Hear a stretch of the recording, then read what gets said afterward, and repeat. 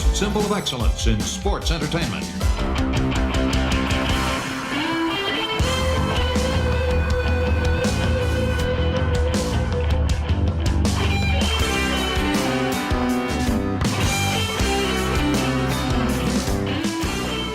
Hello and welcome to Arn. This is Paul Bromwell, and today I'm not joined by Double A, but we have a special treat for all of you, and I'm really excited about this treat that we have. But this treat is happening because our man, the Enforcer, is down and out right now with a bad back issue, and he was unable to record a fresh episode with us, but not to fear, because we have fresh content for all of you, which I'll get to in a minute.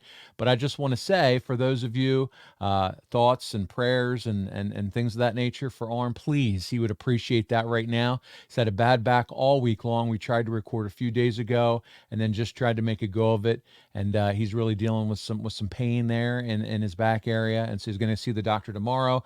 We said, buddy, take care of yourself. You're the priority. In the meantime, we have a little treat for all of you. Some time ago, when the Podfather, the king of podcasts, wrestling podcasts, Conrad, was still hosting the show, he and Arn sat down for a bonus piece of content for our ad-free show members with Tully Blanchard.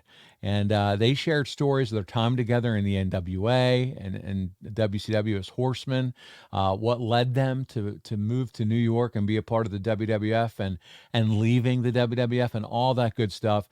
This is a great piece of content that no one has heard outside of the ad-free show community. We're bringing that to you this week for all of you to listen in on that. It's going to be a real treat, I promise you.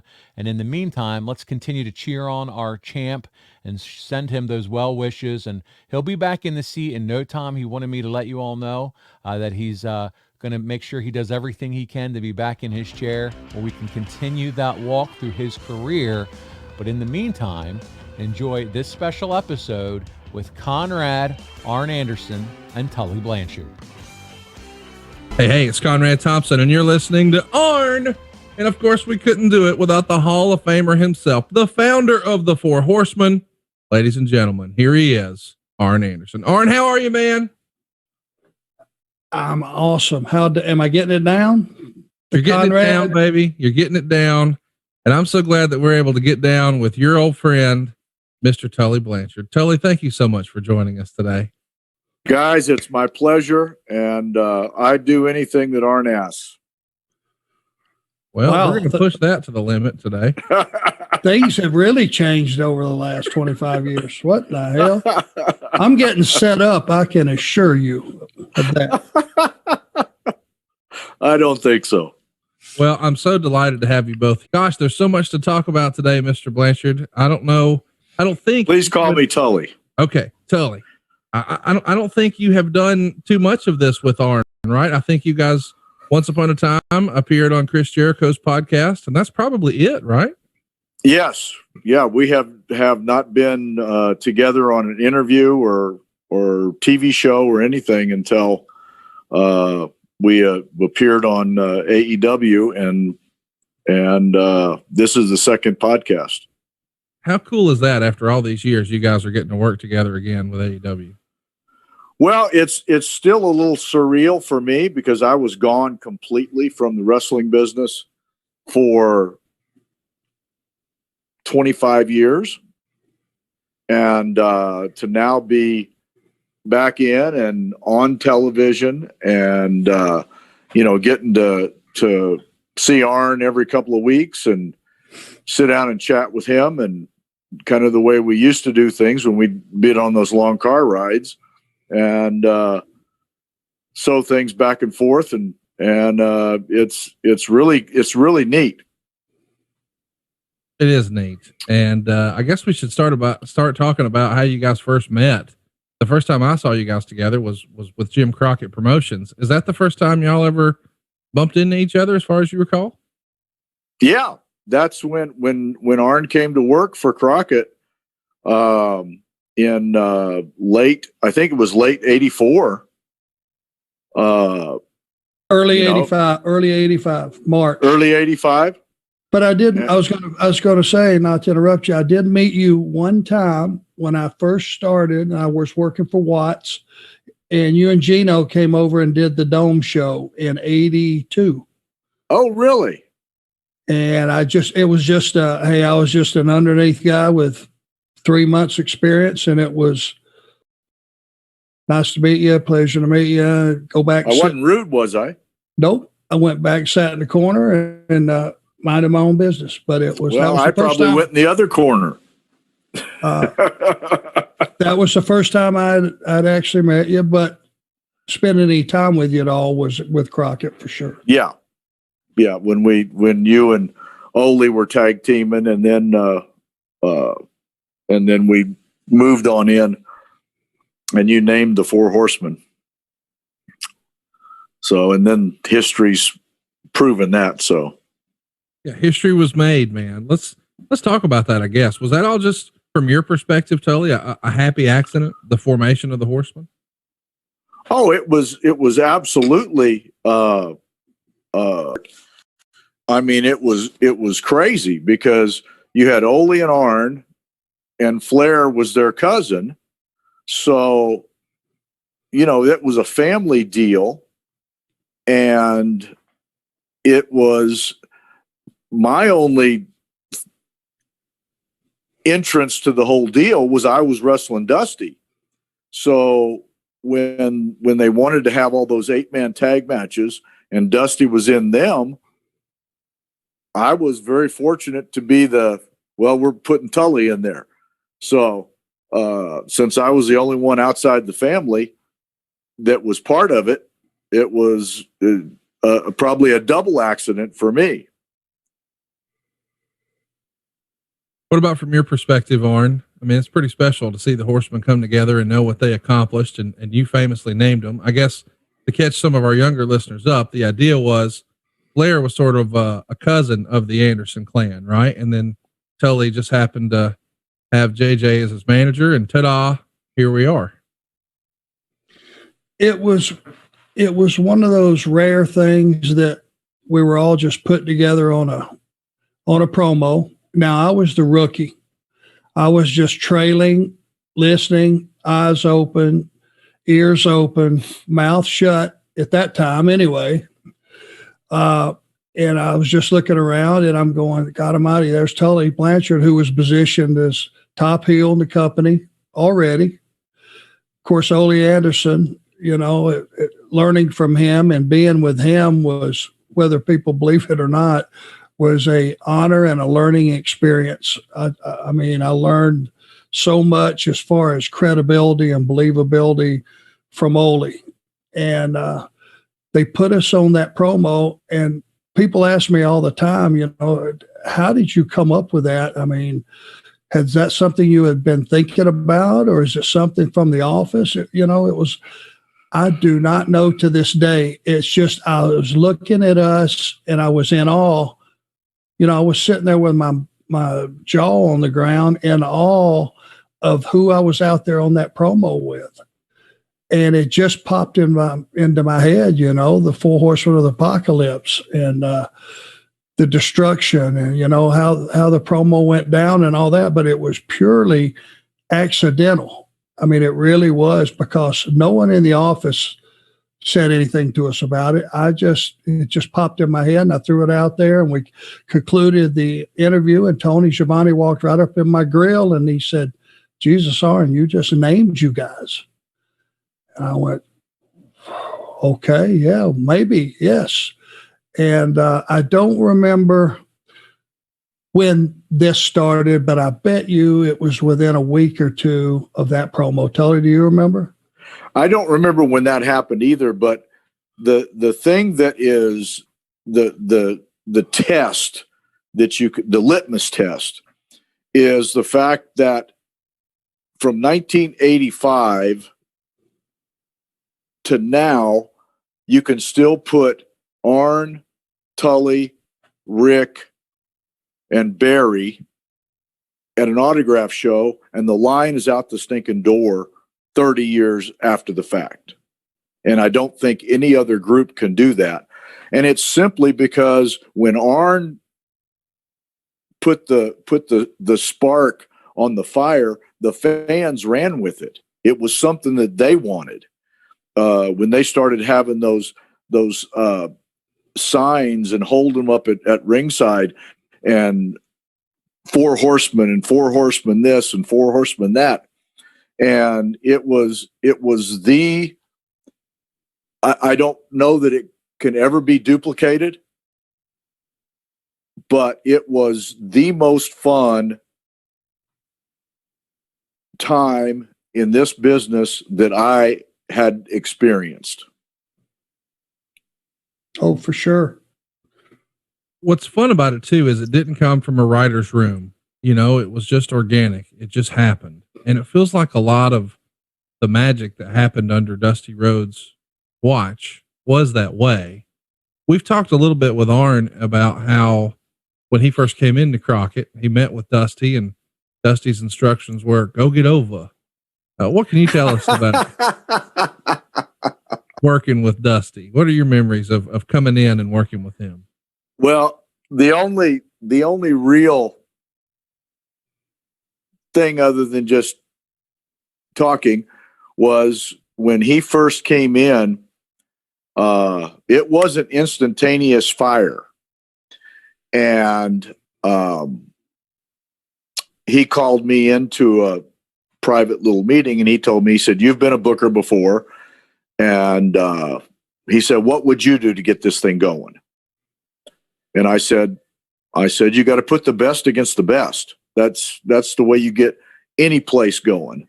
Right. And so he agreed, and he said, "Well, Wahoo wants to wrestle me." And I said, "Well," I said, that's fine.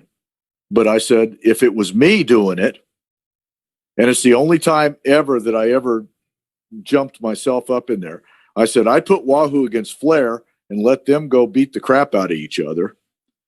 And I said, I'd put me against you because I can make you look really, really, really good. And I was fortunate that Dusty did that. And over the next 4 years, you know, whenever things were going down, we did some sort of a thing where, you know, we had an I Quit match or not the I Quit match, but the First Blood match or the Win Baby Doll match or whatever the case might be. And those were all a very successful period until Arn and I went to the WWE. Working with Dusty, Arn, has got to be a bit of a treat, especially because, you know, you said it was some of the most fun you ever had. But now it's come full circle. You're getting to work with Cody. Did you ever think that, you know, your career would really just become parallel with the Rhodes family as long as it has? Well, you know, before we skip over, you know, how we got from there to here, I think it's important that we go back and realize a couple things. It's like, from that promo going down and saying 4 horsemen, like I said, I don't remember if it was a week, but it was probably no more than 2 weeks. Again, this thing popped in my head and we started doing it. And within a 2-week time slot, we went from never being together with any association other than the story with the Andersons and Flair being family, to 2 weeks later, that crowd that was still down, business had not came up yet. It had not caught fire yet, but there was just some inklings and some things that people were doing, that the 4 horsemen deal right out of the chute. I mean, it just flamed up. And you've never probably seen guys that were just put together that didn't come in together as a team or anything, that in 2 or 3 weeks' time, it was already catching fire.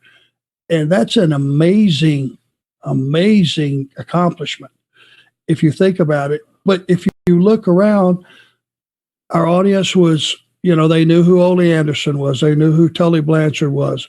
Tully had been there for a little bit and had already staked his claim in the company, you know, and Ric Flair and this rookie standing out there who looked like Olie, had to, you know, was trying to work like Olie a little bit, and you implement some of his style, to just suddenly be grouped together, I guess that's why it worked. Once they stuck us together, there was no turning back. And it just built and built. And with JJ, I mean, the thing that benefited everybody, from the fans to the baby faces to us, was the fact that no matter who they stuck that mic in front of, and we had no set order of how we were going to go. It was just somebody would step up to that mic, and there was nothing lost on any one guy that did the talking. When it was said and done, everything was covered, and it was covered in a very eloquent and vicious way, just depending on which guy you handed the mic to. And it just immediately caught fire. And to this day, think about that. 3 weeks time. Right. Amazing.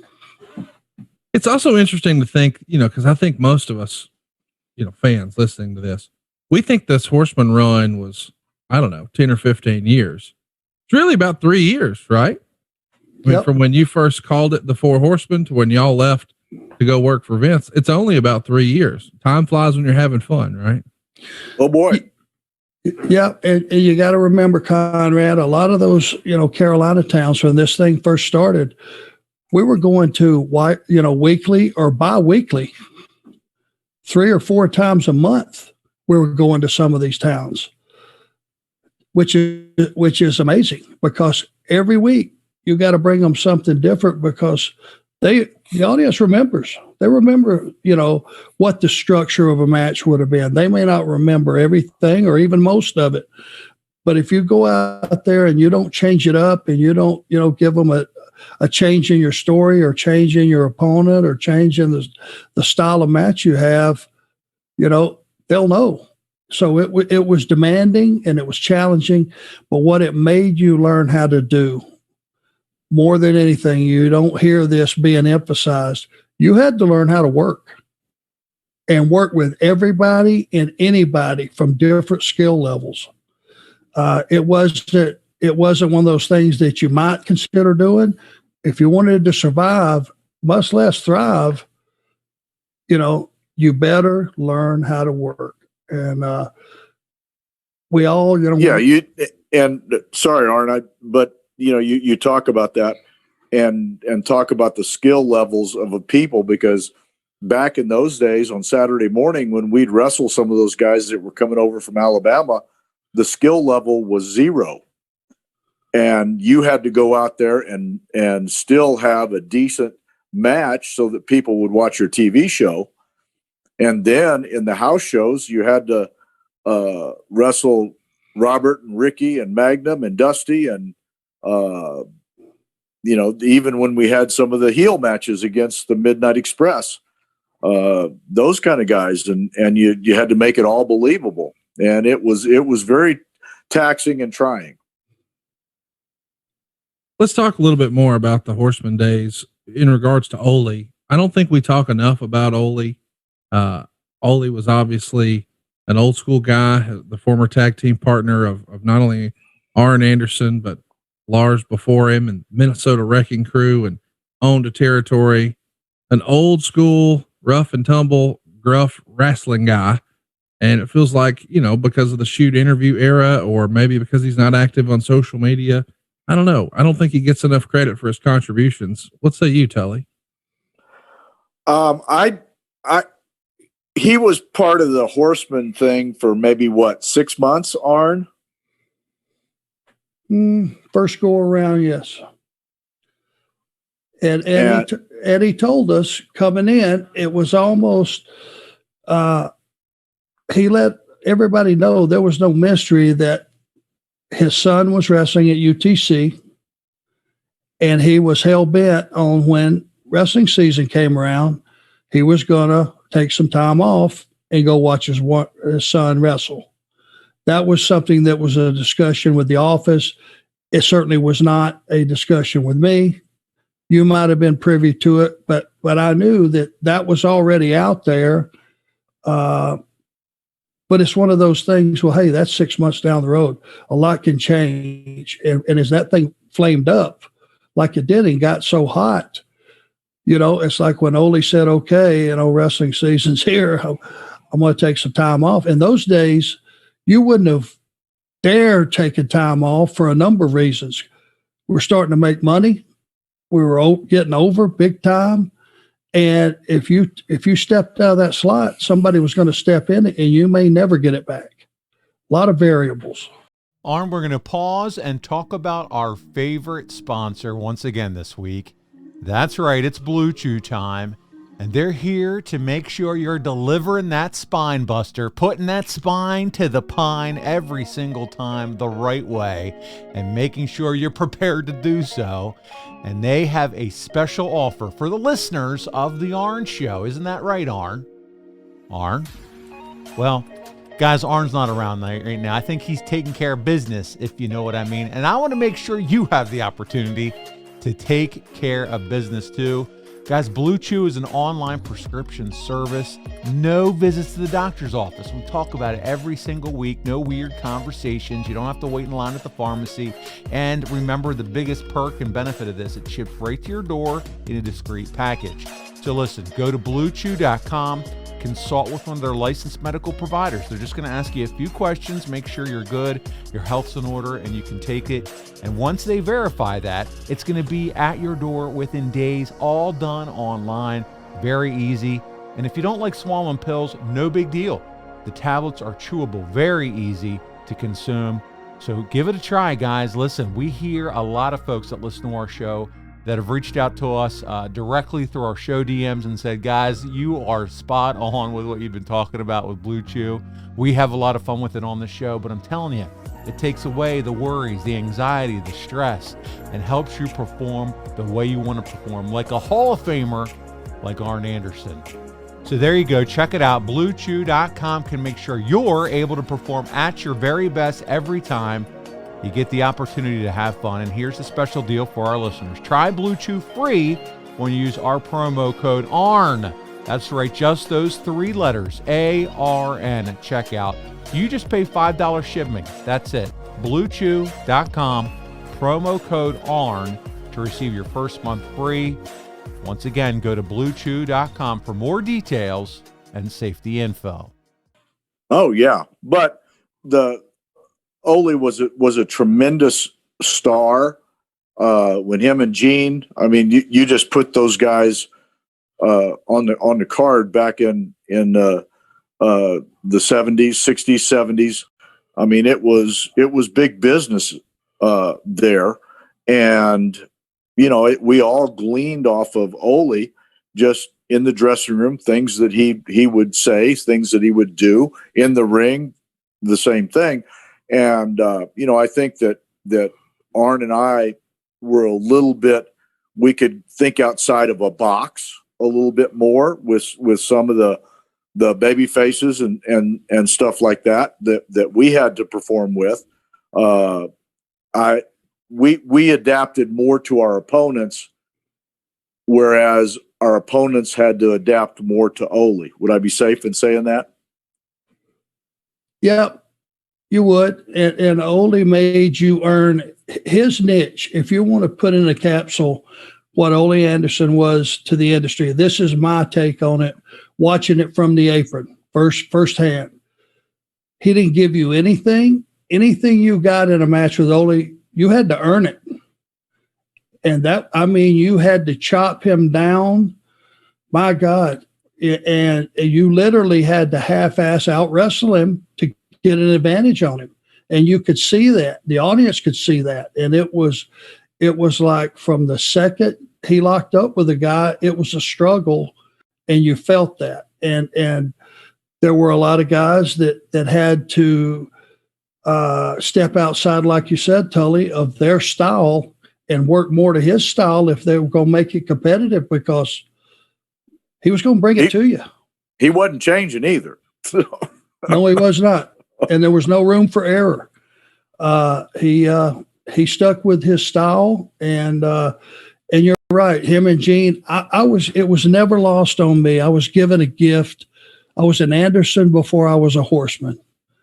And I knew that Gene and Ole, you know, and I have no, you know, I don't talk about Lars because I never saw those guys work as a team, and I don't know anything about it, and I don't want to be dumb saying something that I have no knowledge of. But Gene and Ole were as good a team and as over a team as probably there was in the business.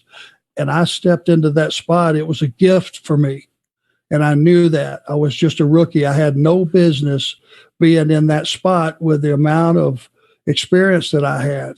And then when you guys stepped into that picture, I mean, I was just like walking around with my mouth gaped open, because all top guys in the industry, not just in the company, but in the industry. There's Ric Flair, there's Tully Blanchard, there's J.J. Dillon, it's like Oie Anderson. It's like, my God, how did I get here?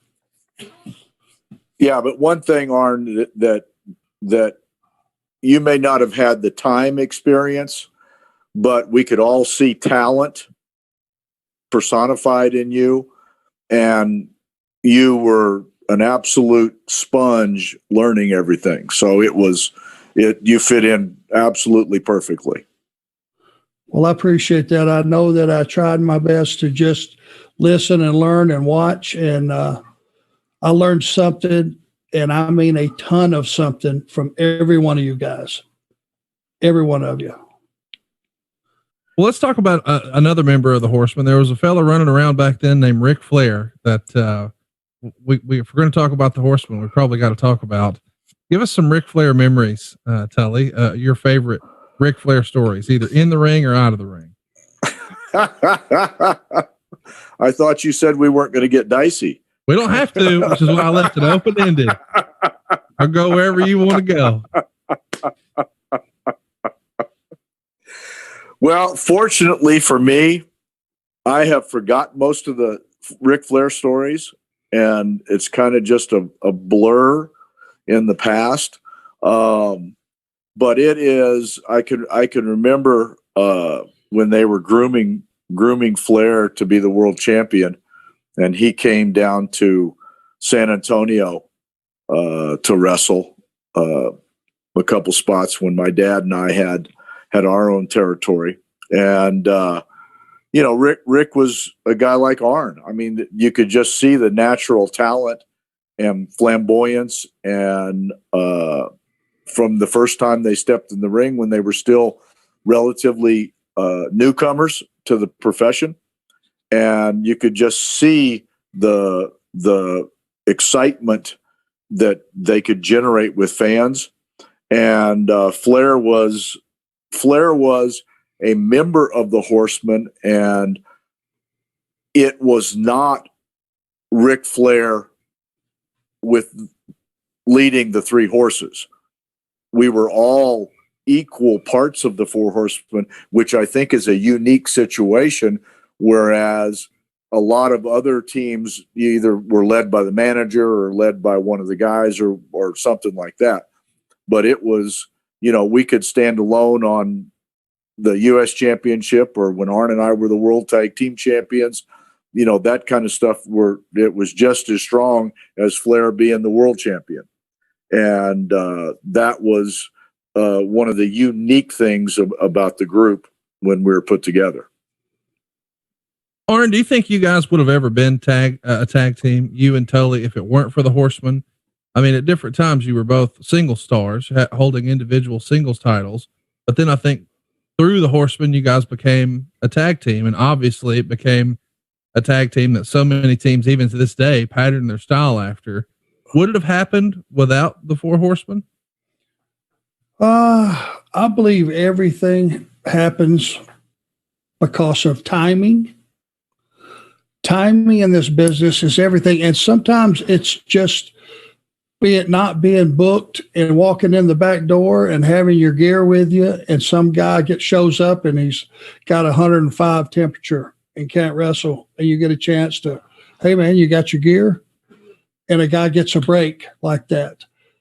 I truly believe us being on that interview that day was the launching pad of something great. And if that promo had never happened, then that thought would have never happened in my head. And who knows? I don't think so. It was meant to be that we were on that promo together that day, and it just gelled. It just worked. And I think that the key component, there was two key components to us. Rick's style was Rick's style.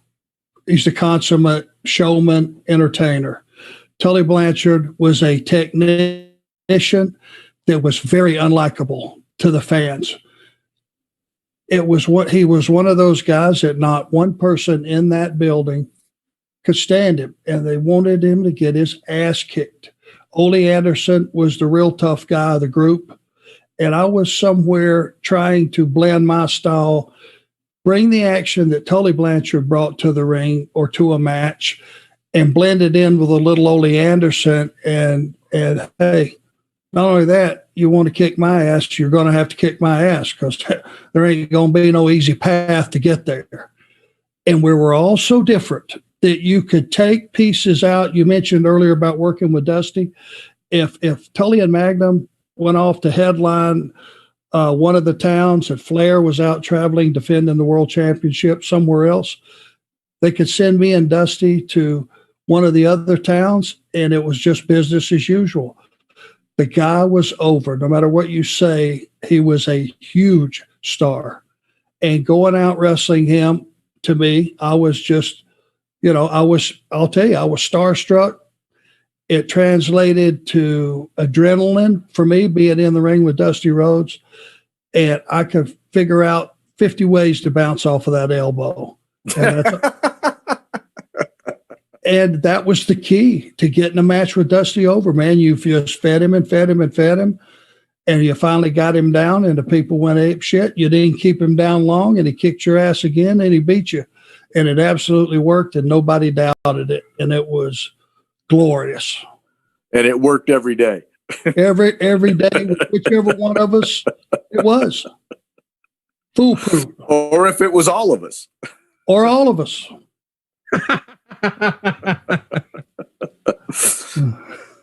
You could pull up. I know there's more than one shot of all four of us standing there with Dusty hitting us all four with the elbow. Tully, in your opinion, is that like the most classic Crockett rivalry? I mean, when Crockett's business was at its peak, it was like Dusty Rhodes versus the Horsemen, was it not?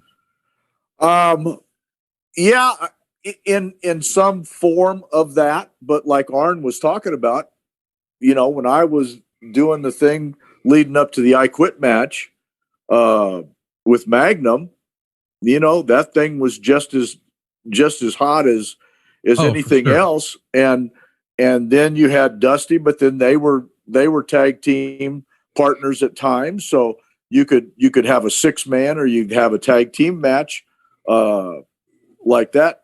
And, it was just the variety worked. So you didn't have to just have the same two guys wrestle all the time, and it wasn't just Dusty and Flair, and it wasn't just me and Magnum or Olie and Arn against Rock and Roll or whatever the case might be. We interchanged so well. And like Arn put it so well, that we all had different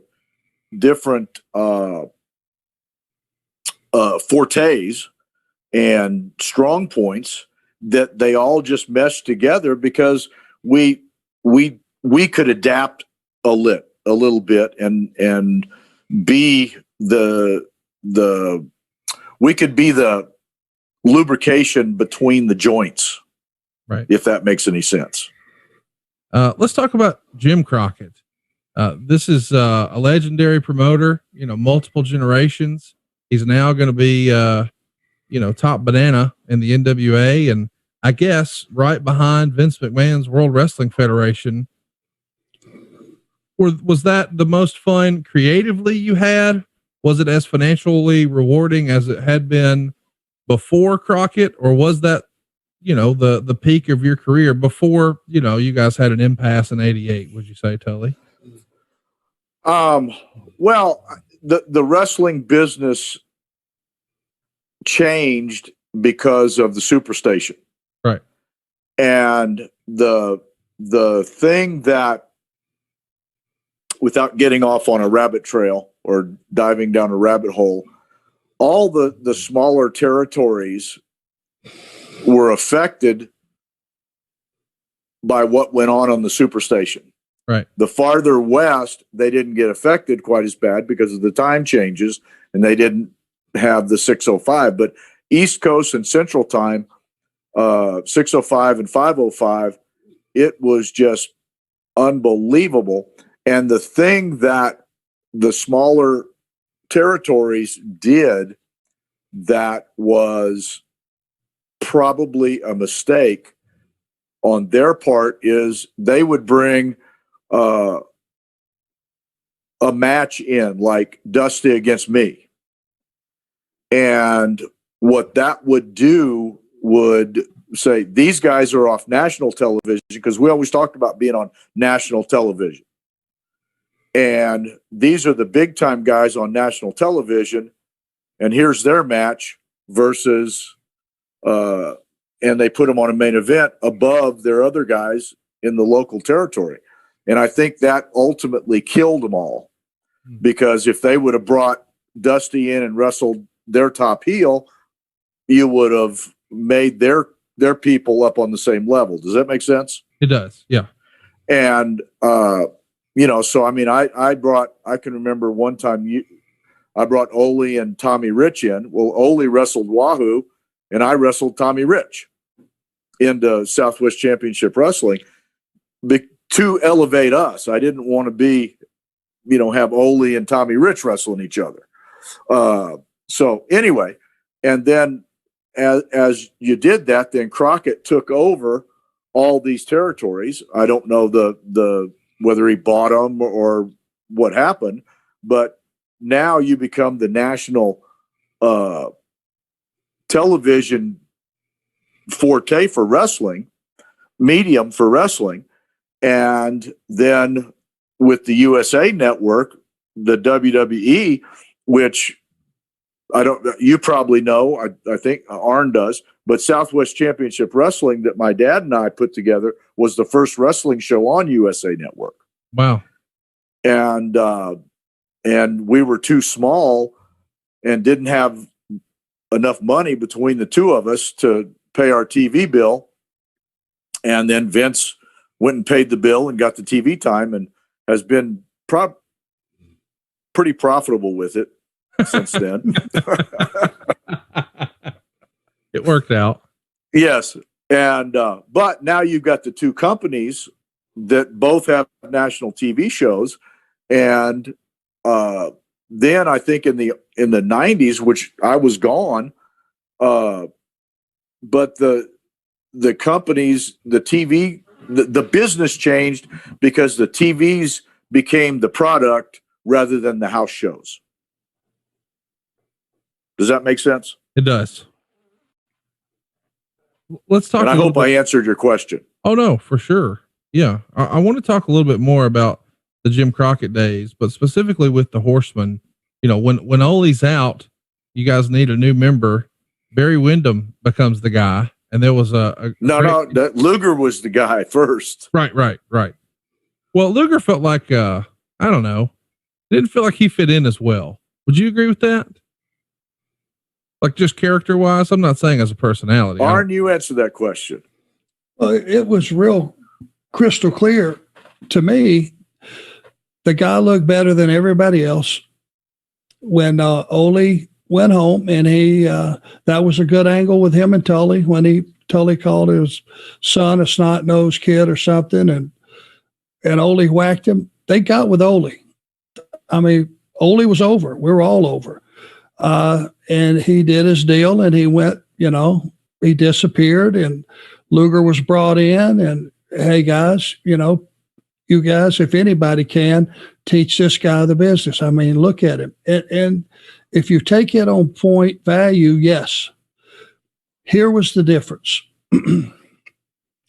Now we had to all circle the wagons, and if Lex was in a match with us, any of us, and they kept him in tags and six-mans to protect him, other than spending the majority of our time getting the baby faces over, we had to spend a lot of the time in a match making sure Luger got over. And it's a whole different scheme of things where now we're out there having to get our ass handed to us so Luger can step through the ropes, take a guy's head off, and get the heat. And it was the only way it would have worked. And I don't think as Lex got more and more popular, all he heard were cheers and boos and female screams because the girls love him. I mean, my God, look at the guy. But I think he had a different plan for himself all along, which is fine. But unbeknownst to us, that plan was to be a lead babyface. And it's not that he put any less work into being a part of us. It's just you cannot take Oie Anderson out and put Lex Luger in and have the same dynamic. The skill sets are totally different. And the game, and the one thing that I left out earlier, besides all of our styles being different, we went into every match knowing our goal was to, number one, get the baby faces over. Number two, get the match over. And it meant being very generous a lot of nights, even overly generous. But once you get over, you can reach down and pull a guy up, in a match or in an angle or something, but you got to get over first. And I think the biggest thing was Lex's heart was not in being a heel. It was not in being part of the Horsemen. He wanted a single spotlight, and eventually he got there. Arn, we're going to take a quick time out from this podcast to talk a little bit about Spider Grip. Yes, you've heard Arn and I talk about it before, and we're here to share the joy and the opportunity of Spider Grip one more time with you. Listen, it helps keep your phone in your hand right where it belongs. The phone grip that won't slip, as our buddy David Britt says. You could use it to prop up your phone if you want to sit and watch a video, use it as a stand. It rotates 360 degrees, and it also will snap in place and lay flat. So if you want to put it in your pocket, your purse, whatever is easy, it's so functional and so user-friendly. No more unfortunate drops in all the wrong places. No more missed opportunities for pics and videos. Yes, it's the holiday season. What I'm telling you and what Arn wants me to share with you is you guys need to grab these for stocking stuffers. Great stocking stuffer gifts. And you can do that by going to spidergrip.com. That's SPIIDERGRIIP.com. That's 2 eyes in spider and 2 eyes in grip. And use discount code ARN at checkout and receive 30% off and free shipping. You're not going to get a better deal than that. Our guy David's headquartered in Charlotte, North Kakalaka, right in the same area as Arn. And you want to talk about the old stomping grounds and glory days of Jim Crockett Promotions. That's where it's all at. And here comes another history-making product with Spider Grip. Man, Walmart is now backing this product. You can find it at Walmart online, and it's going to be in their retail stores next year, but there's no reason for you to wait. They've been co-founded, as I said, invented by the recording artist and entrepreneur David Britt. Also, Kate Bosworth, Mr. Worldwide himself, Pitbull, all invested and co-owned in this company. This is a can't-miss product, a can't-miss solution, and I'm telling you, won't be disappointed that you grabbed one for you, your wife, your kids, your family, aunts, uncles, grandparents. The Spider Grip is transforming how folks use their cell phone and make sure they don't drop it, misplace it, and makes it easier. No stress on that pinky finger when trying to hold it for those perfect pictures. So one more time, check it out. That's 2 eyes in spider, 2 eyes in grip, spidergrip.com. Use discount code ARN at checkout and receive 30% off and free shipping. With a tremendous angle making Barry Windom the fourth member of the Horsemen, which was genius. Is that a Dusty Rhodes idea, to the best of your recollection? I think it would have probably had to be, but I would have think he would have asked us what we thought about Barry. It just seems like that's something that would have happened. And if you'd been, we had all been in the ring with Barry Tully probably more than any of us, but with his skill set, swapping Luger for Barry Windom from a match standpoint, there was no comparison. Yeah, no comparison. Well, and what happened, Conrad, there is the dynamics of the four of us changed, because when it first started, Oie and Arn were the tag team, and Flair and I were singles. And when Barry came in, because his talent level was up equal to Flair or even surpassed Flair, then that made him and Flair the two singles, and it put me and Arn in the situation that we became the tag team, and that's how. And I mean, it was. I think time can tell, but I mean, we were a pretty good tag team. I think right here is a good spot, because if you don't do it, it'll get forgotten. But it's absolutely true. The one dynamic that benefited every team that worked for Jim Crockett was the Rock and Roll Express. Yes, sir. You stepped through those ropes and had a match with those guys. If you couldn't get pure, unadulterated, come over the rail, get in the ring heat with those guys, then you couldn't get heat. And every team they worked with was better the next day for having worked with them. And I know they don't get enough credit, but they made, just like on the other side of the ball, we made everybody we worked with, they did exactly the same thing. Ricky and Robert were phenomenal. And it didn't matter who you booked them with, send them to any town, they drew a ton of money too. Oh gosh, they were a phenomenal team, and I don't know if there ever has been, or before or since, but in Greensboro we wrestled those guys for an hour inside a cage match, which cage matches are not supposed to go 60 minutes. And the people were just as excited at the first as they were at the end. The Rock and Roll Express or the Midnight Express, Tully, who did you think you had better matches with? Not just as a fan watching, who did you enjoy more, but in the ring, who was more fun to work against? Because when you guys got going in '88, I think a lot of fans thought, man, heel versus heel, this is like a whole new world here. The Arn and Tully versus the Midnights. And then it got cut short. We'll talk about that in a minute, but did you enjoy your matches against a super baby face like, Ricky and Robert, or the heel Midnight Express better? Well, it is the Midnights were awesome guys, and a heel match is a different dynamic, but I mean, to go out and beat up Ricky Morton and have Gibson come in and come beat you up, is it doesn't get any better than that. No argument for me. All-time greats. It's a shame that both teams aren't in the WWE Hall of Fame, but I'm sure there will be soon enough. Let's talk about that fallout though that led to you guys going to work for Vince. Of course, we're just getting started with the whole Midnight Express angle, but I know that the WWF has really done a number on Jim Crockett Promotions, counter programming their pay-per-views and things like that. So Arn and I have talked a lot on the show about how there were just some financial things that were promised that weren't actually delivered. And you guys had enough and said, okay, that's it. And I think you went and met with Vince McMahon. What can you tell me about your frustration with Jim Crockett Promotions that ultimately said, okay, this is the straw that broke the camel's back. We should see if we can get another deal here. Well, I mean, basically that was it. The thing that we were being used and abused. Wrestling fans are still watching, but I mean, we're having to give in every match, as Arn's already talked about. And they're negotiating for Turner to buy the company, and they're giving contracts out and guaranteed contracts and stuff like that.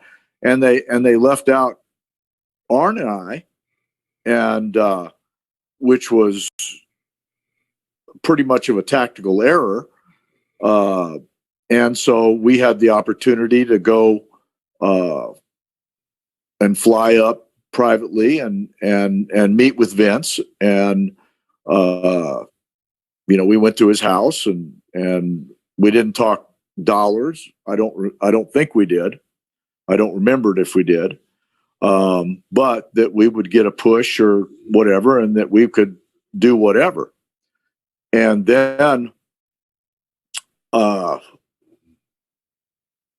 we were being interviewed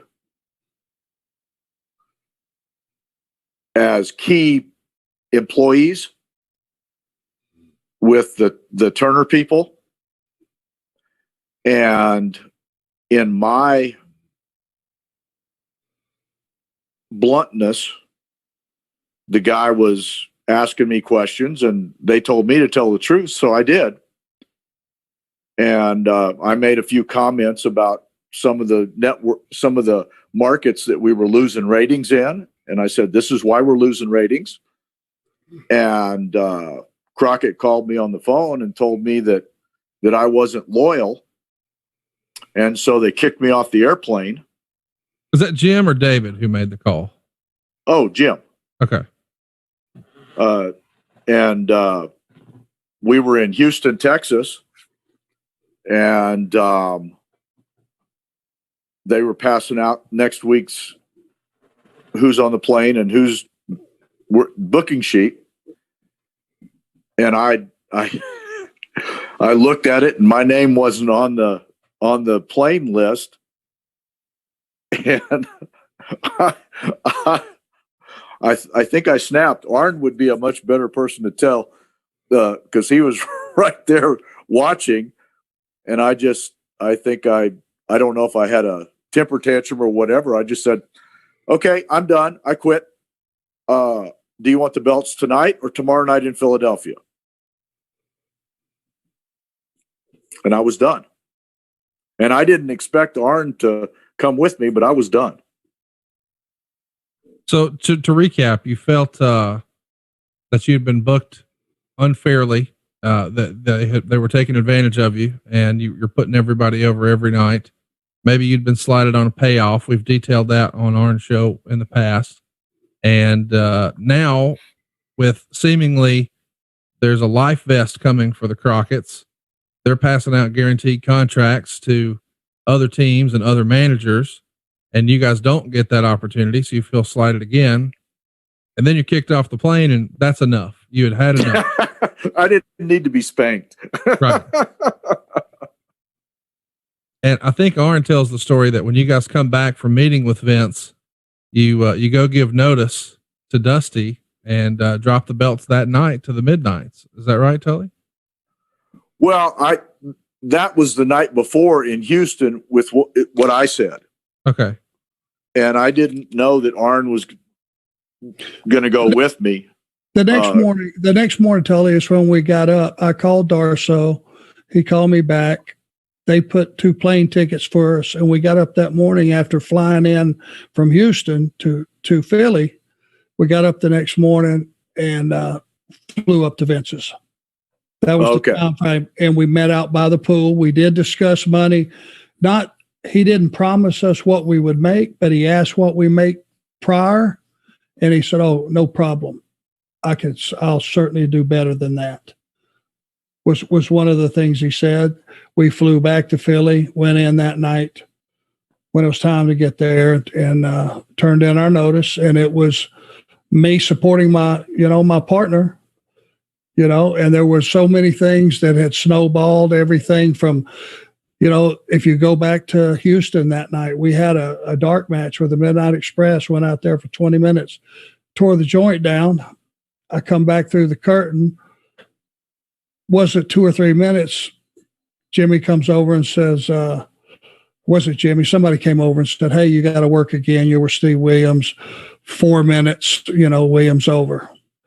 So I called Jimmy in there. I said, what's going on? What am I being punished? Or he said, "Hey, I'm Arn. I'm just going with the flow here."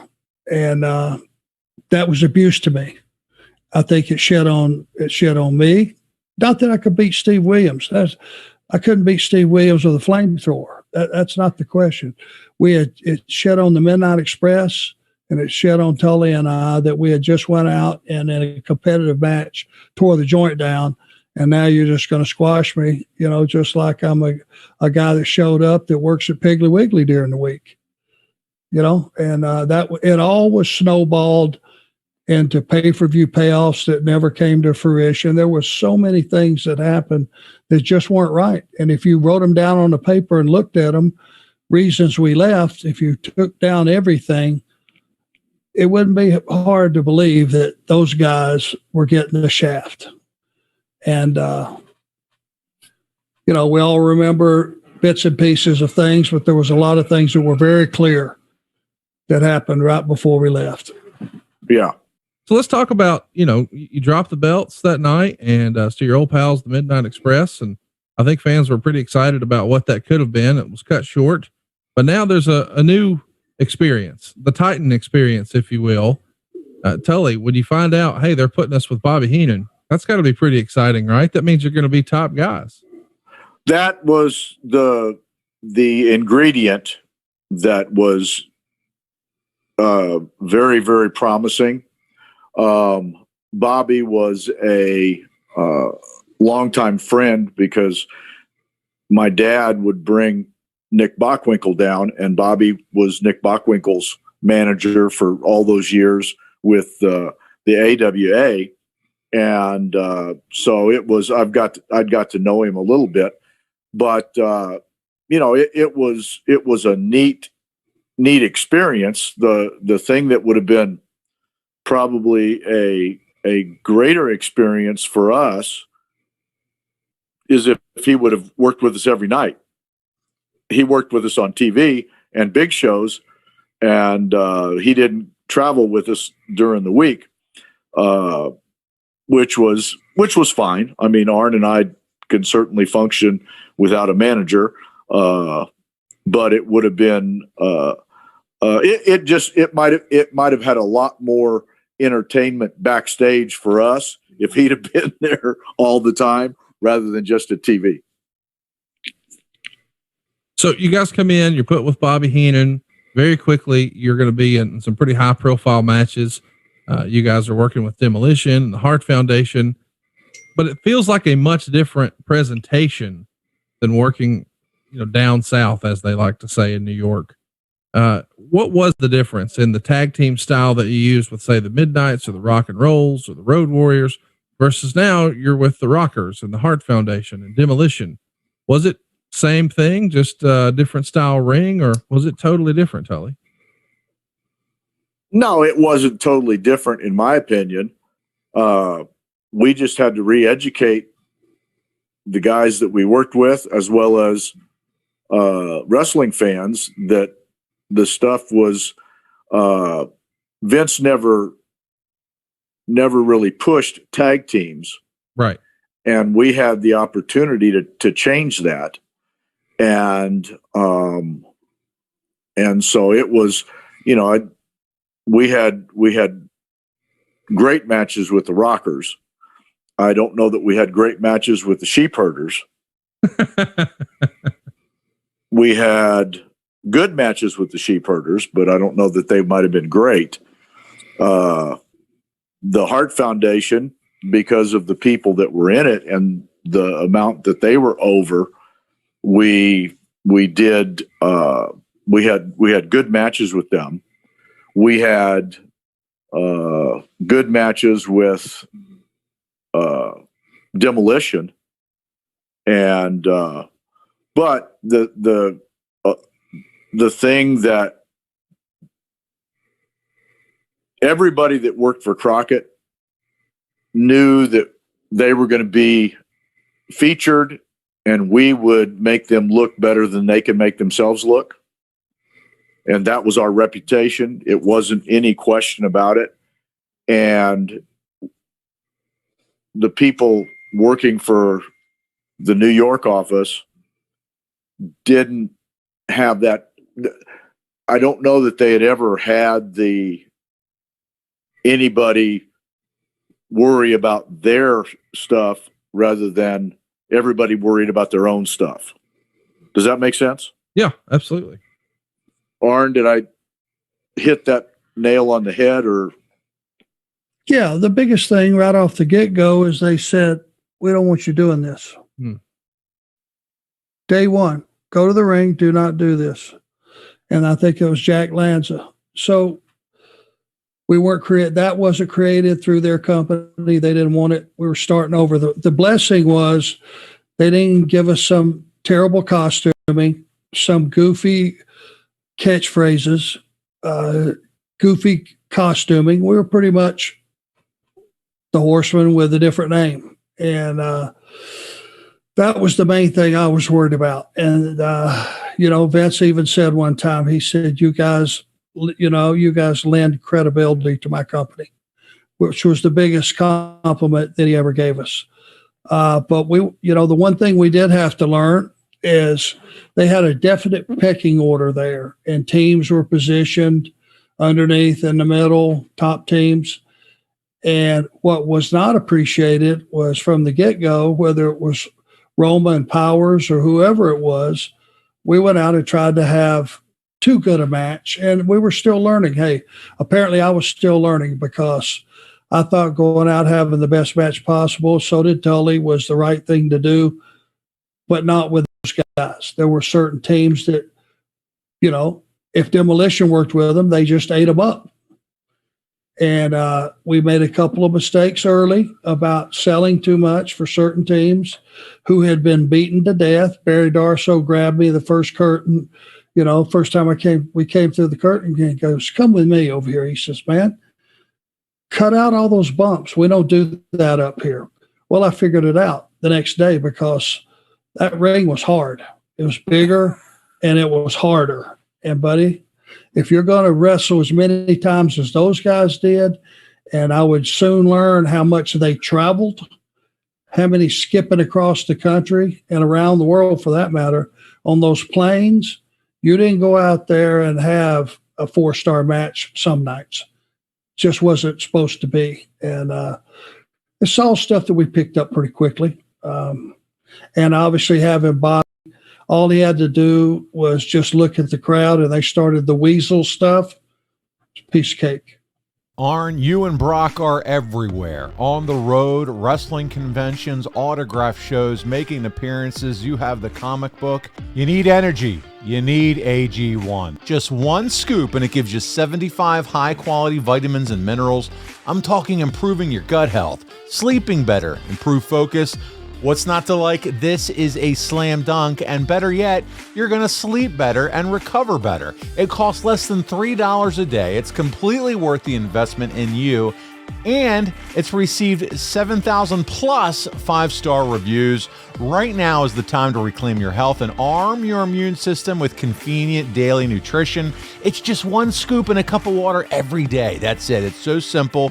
No need for a million different pills and supplements. And to make it easy, AG1 is going to give you a free 1-year supply of immune-supporting vitamin D and 5 free travel packs with your first purchase. All you have to do is visit drinkag1.com/Arn.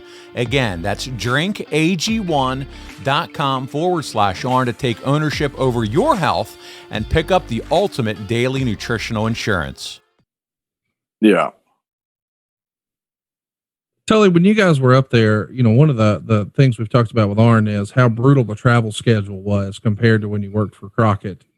Can you give us a glimpse into what that schedule looked like? Because we've heard from you a lot on like old WWE DVDs where you talked about the crazy Horseman lifestyle, where you guys would wake up here, do the show, fly to Vegas, party all night, fly back the next morning, do another show, fly back to Vegas. This crazy jet setting line Horseman. But now, man, you're on 6 a.m. flights all over the world, right? Oh gosh, it was. Yeah, if there was an earlier flight, you were on the earlier flight. And oh my gosh, it was crazy. And we were on 14-day tours. We were supposed to be 14 on, 3 days off, 5 days on, 3 days off, 14 on. And like that, but it seemed like we were on 14, off 3 days, on 14. But you had to, not only did you have to fly home on your first day off of your 3 days, so it seemed like they did it on purpose. We were either in Vancouver or Portland, Oregon. I remember one time we were up in Nova Scotia, which is a 3-hour flight to Boston, flying back to Charlotte. And then you had to buy your own ticket to get home. And then when you depending on where your tour started, you had to fly out either the night. I think we flew out the night before. So your 3 days off are really a day and a half off. But we might have flew out on Monday. I mean on the morning of our next show. I don't really remember. It has been a while. Yes, it has been a while. And I hope when you guys had to buy your own airline tickets, you had extra cash kicking around. Tully, when did you realize, hey man, this might not be all it's cracked up to be? I'm not saying I necessarily want to run back and work for Jim Crockett Promotions, but thankfully that's not a thing anymore. Turner's running the show, but I don't know what I got to do, but I got to get off this crazy train of working for Vince McMahon and being in a different town every single day. Yeah. Well, I mean, we were in a different town every night, basically with the other company too, but the private planes made it a little bit easier flying home and, that kind of stuff. But it was hard work wrestling, every night, but that's when the live audience was your product. Mm-hmm. And the TV show was the infomercial. And when that all changed, it changed the way the business is, but it was,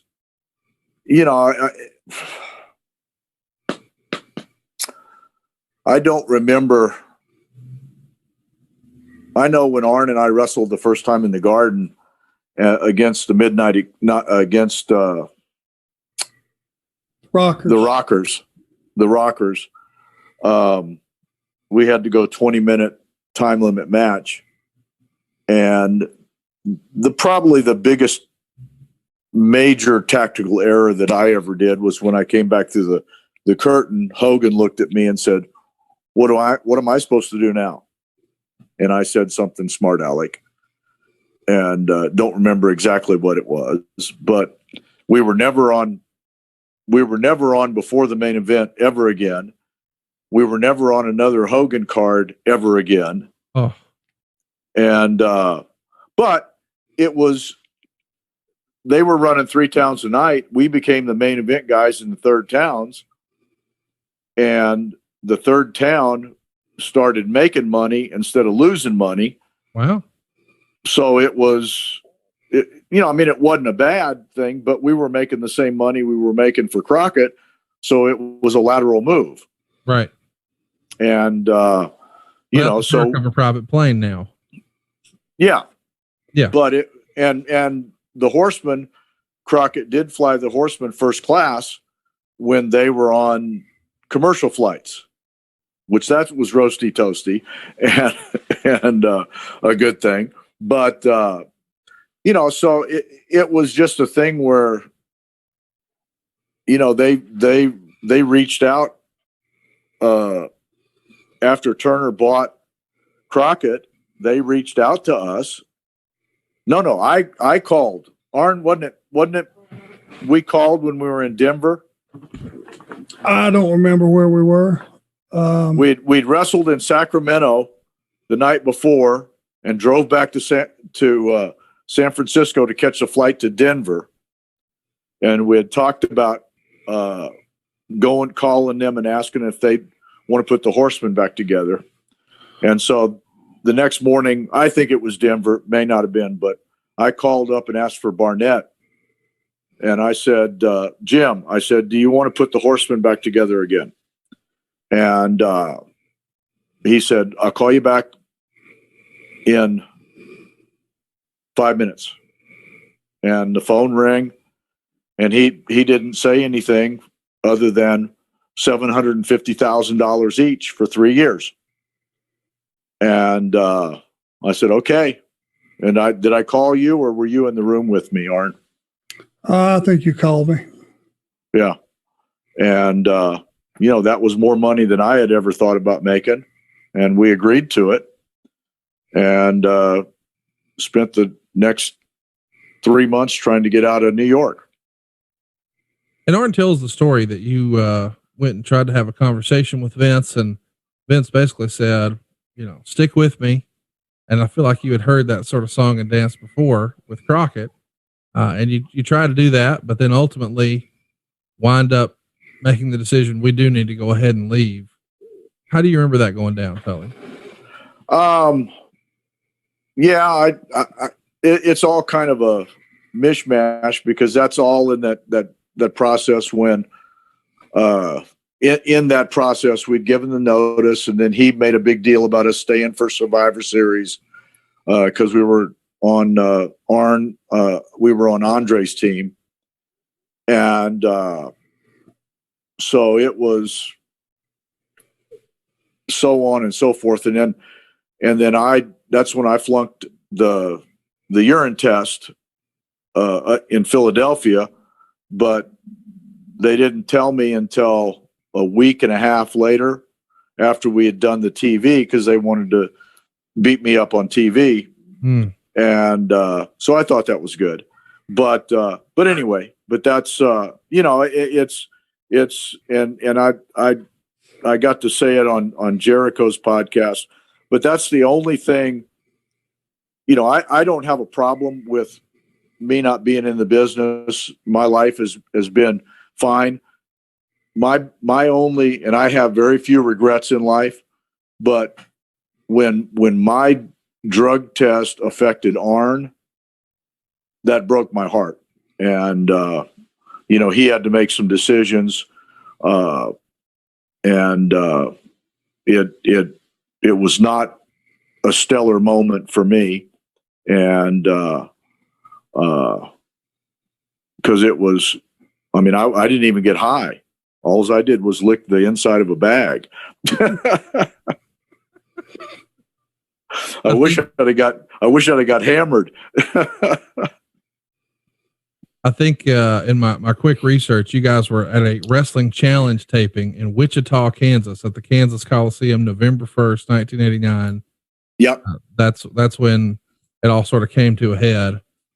We recently visited, Arn and I have a little thing we got going called adfreeshows.com. It's like a super site for behind the scenes stuff on all of our podcasts that we work on. And we caught up with Jim Herd, and, Jim Herd, of course, is one of the guys who's controlling things for Turner when you guys were supposed to make the jump back.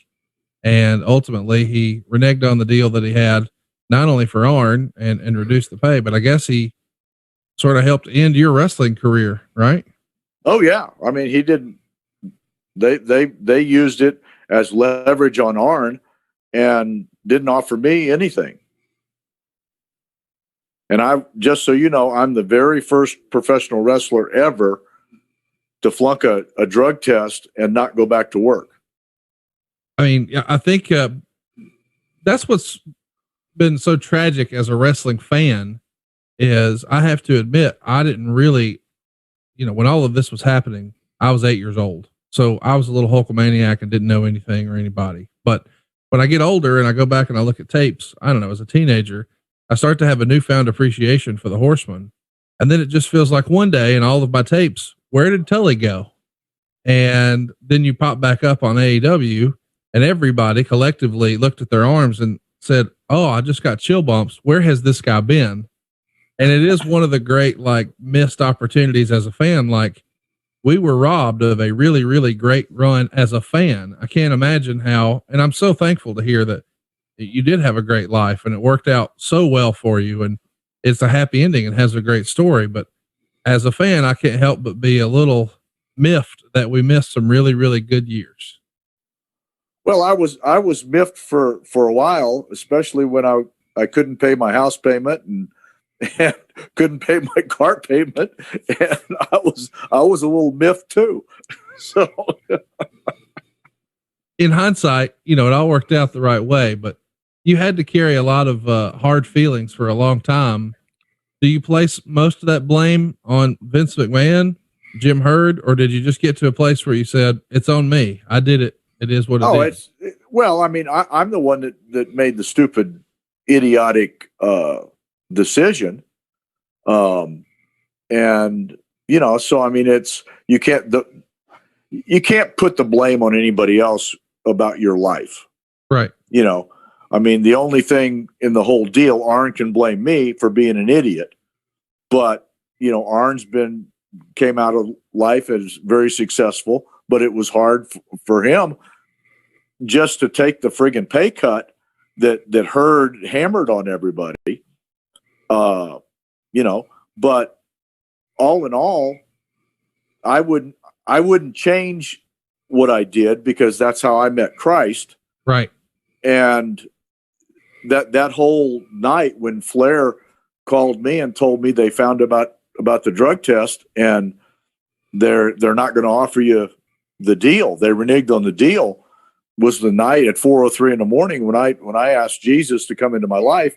And it was the first time I'd ever said the name Jesus when I wasn't cussing somebody. Right.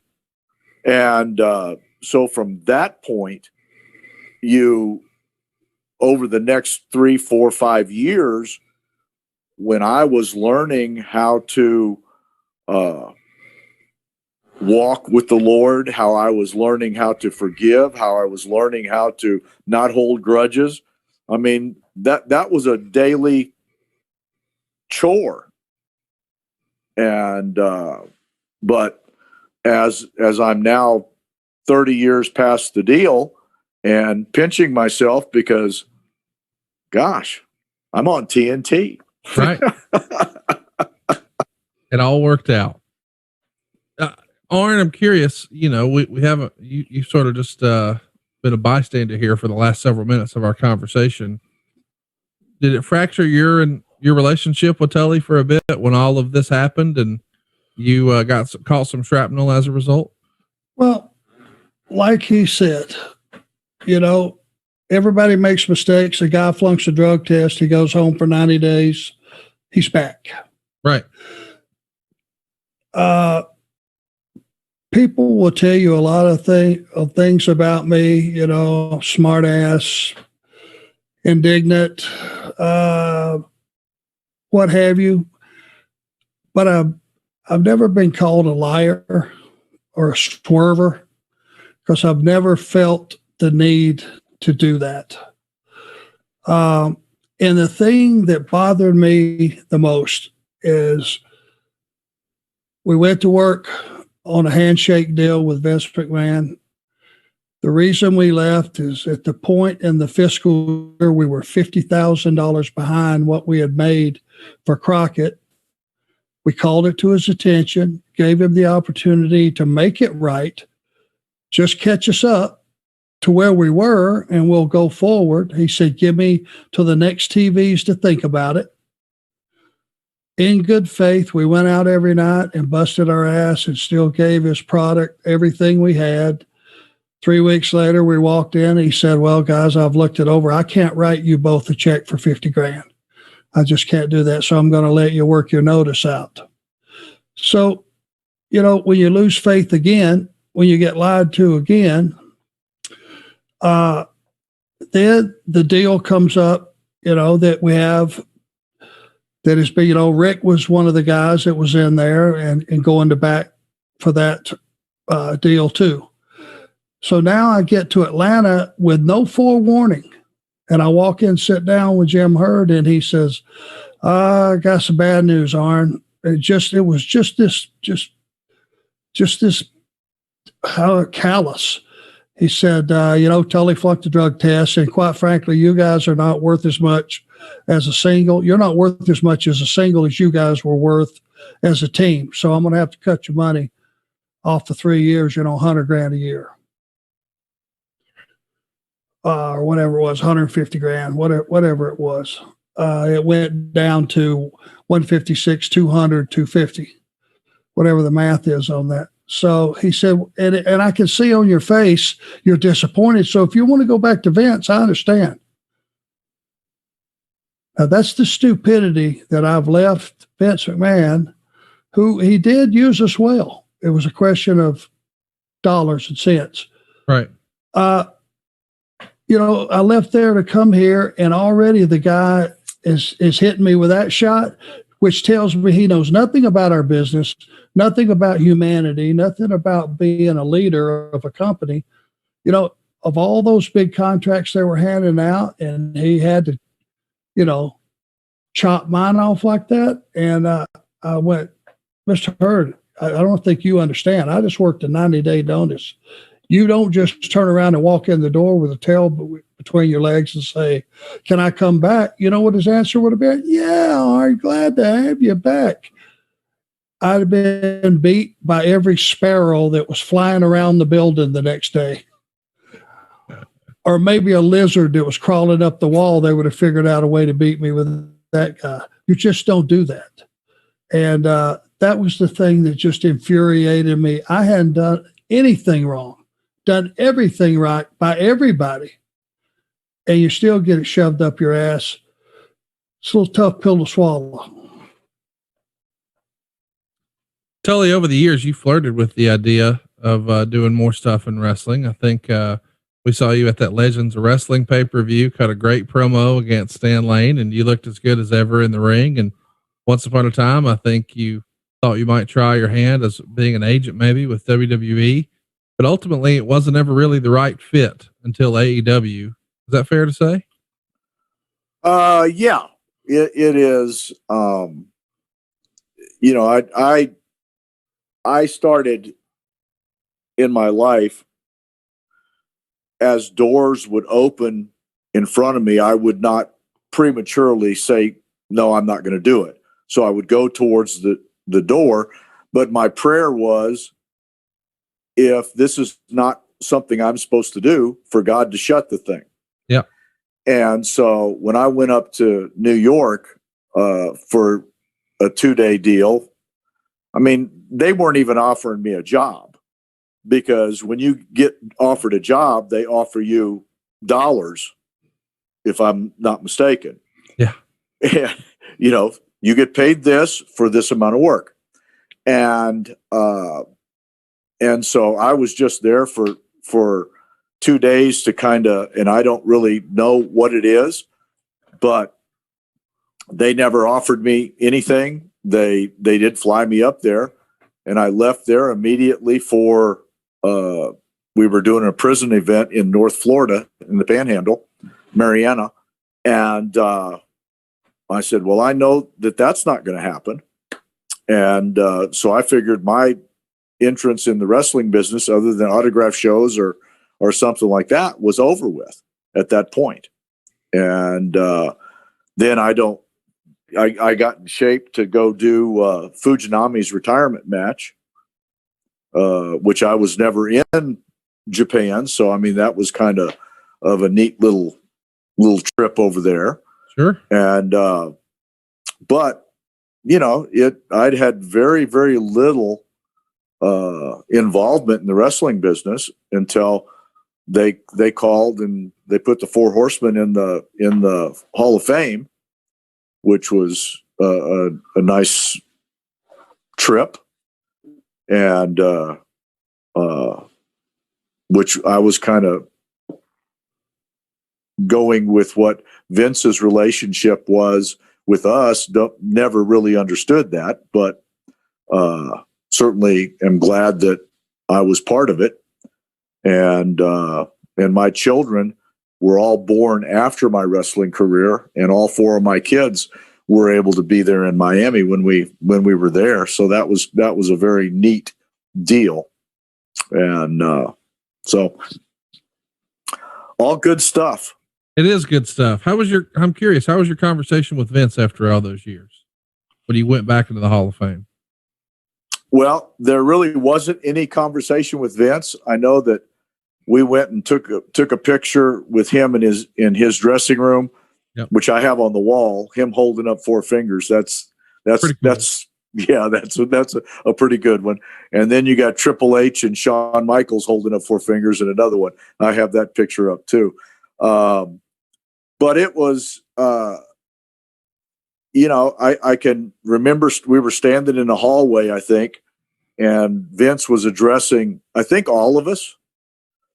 And he said, some of you guys absorb all this that's going on because you won't ever be back.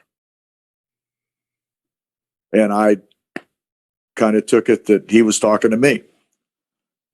So, because everybody else has gone back. That's a weird thing to say, is it not?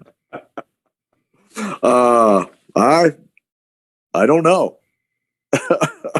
I'm curious, have you since the when you left Jim Crockett Promotions back in '88, have you talked to Jimmy Crockett since? Yeah, I saw Jimmy was going to put some sort of a TV thing back together. Like 93, right? I think so. Yeah. And he wanted me to come and help do that. And then that didn't last very long. Did you ever officially meet Jim Herd in person? Or just over the phone? I don't know that I ever met or talked to Jim Herd. The guy that made the offer was Jim Barnett. Right. When we were on the road. I don't think I ever met Jim Herd. Wow. And I know there's rumor and innuendo out there, and Arn, I don't think me and you've ever talked about this, but when Paul Roma became a Horseman, supposedly they were in negotiations with you, Tully. Is that the way that actually happened, or is that just dirt sheet stuff that became? No. They were what Olie, I think, was the booker at the time. Mm-hmm. And I said, I don't know. I think they contacted me, and I said, okay, I don't know if it was a money thing or not, but there was not really a job offer, but they kept insinuating that I would be there on TV. I sent a registered letter to their office to let them know that I wouldn't be there because they hadn't negotiated any money or anything like that. And I literally sent that. And then it's the only pay-per-view that I've ever bought. I bought that to see how they would explain me not showing up. And it was probably as big a flop of anything because the fans were expecting me to come out. Yeah. And Paul Roma came out, and it really wasn't fair to him. No. But the audience didn't like it at all, I don't think. Arn, what do you remember about that? No, I was excited that I had heard he was coming back. I never asked what anybody makes. Right. It's none of my business. All I'm concerned with is what I make. Yeah. And I just heard there was a stall. No one was specific. I know that it had already been put out there, and that Tully was coming back. And let's just face it, nobody was in second place. You could have brought Hulk Hogan out there and put him in that spot. It would not have been received like it would have been with Tully. Right. And it wasn't fair to Paul. He was put in a ridiculous situation. And it just started to go downhill. Every concoction, every version of the Horseman from that day forward just started to get used less and less and devalued. And it was just a placeholder on the card. And it was basically the only thing that was over anymore was the name. That was it. That and this, the group was not over. We weren't used in a capacity that we could get over. Because we were just, midway to first match after intermission. And when you get bumped down the ladder, I guess you could just say, the fans know it and they see it. And now you're middle guy. You're not a top guy anymore. And that's basically what happened. Well, we're all top guys for getting to listen to this today. It's so cool to catch up with you guys and just listen to you talk about your shared experiences. Tully, any final words before we wrap this up, man? I just want to tell you, as a fan, I still absolutely love seeing you on Wednesdays. I know most of the time when you come back through the curtain, you've got a really excited text message from me saying that's the best promo of the year every time. You're hitting home runs out there, man. And I appreciate it too. Well, it's good stuff, man. It's so great to see you back. Well, thank you. And it's a thrill to be back. It really is. And I hope the new wrestling fans can get a little bit of a taste of what it used to be like. Well, you're making that happen. Arn, we're dropping this just a couple of days before Christmas. I guess today's Christmas Eve. You want to send everybody home with a happy Christmas song or something? Do you want to sing us out? No. Just would like to say, guys, take this opportunity to just stay home with your family. Don't venture out, please. Don't travel. All the things that we're being told on the news every night, let's get that turned around. I'm sick to death of bad news. We try to bring you, some relief from bad news because that's all we hear every single night. And let's do our part, wear your mask, do your distancing, wash your hands, don't go in gatherings where a bunch of people that you don't know. It's just stupid. Let's help those nurses and doctors who have given their lives basically to us to help fight this thing off. Let's at least do them the honor of doing what they request. Everybody have a happy holidays. Happy Hanukkah, Merry Christmas, whatever your thing is, just enjoy it. And we look forward to seeing you after first of the year. Thanks for being with us this entire year. Thank you for all your support. And hey, thanks for tuning in today. And don't forget tonight to watch AEW live on TNT. It's going to be a great show. And we're so thankful to have two big contributors to that show today, Mr. Tully Blanchard, Mr. Oie Anderson. Mr. Blanchard, can't thank you enough. Thank you so much for taking time with us today. Thank you, Conrad. Merry Christmas. So long, everybody. Can I do it? You can. I got it. I've got this down. Tully's going, what the hell's wrong with these guys?